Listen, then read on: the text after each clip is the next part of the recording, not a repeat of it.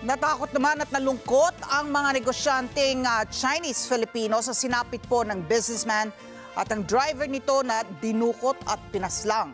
Sa harap naman ito, pinayuhan ng Presidential Anti-Organized Crime Commission o PAOK ang mga negosyante na maging alerto at agad na itimbre sa mga otoridad ang anumang posibleng banta sa kanilang buhay. Si Madeline Villar Moratillo sa balitang yan. Nangangamba na rin ang ilang negosyanteng Filipino-Chinese para sa kanilang kaligtasan kasunod ng mga nauulat na insidente ng kidnapping. Ayon kay Samuel Uy, presidente ng Chinese-Filipino Business Club Inc., nakakalungkot ang mga nangyayari ngayon pero wala silang magagawa kundi mag-cope sa sitwasyon. Nakakatuwa pa, we heard from one talk show na there were already some 10 kidnappings. Sabi ko, so far ang narinig ko pa lang 3. So, that means marami doon, it happened to them but they kept quiet kaysa pinapaalam.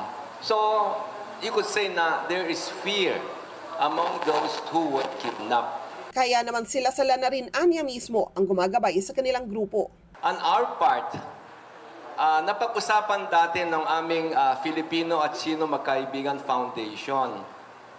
Ang pinag-usapan is, let's try to simplify. Minsan kasi may mga negosyante masyadong magarbo. Bagamat natatakot, pinipili nilang anya nilang maging praktikal dahil may mga negosyo silang kailangan ikonsidera. Being Chinoy, kami kasi talagang nasa isip namin magnegosyo.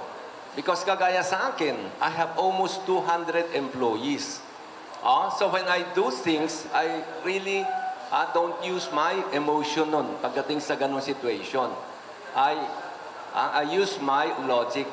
May payo naman ng Presidential Anti-Organized Crime Commission o PAOK sa mga negosyanteng Chinoy sa bansa. Kasi yung kidnapping po nararamdaman din yan. Pag may nararamdaman po, dapat nire-report ka agad. Pag yung may mga, let's say yung may mga threat, dapat nire-report din ka agad yan. Doon kasi nagsisimula yan eh. Kung napansin din anya na may sumusunod na sasakyan, magbago ng ruta ng biyahe. GPS, importante.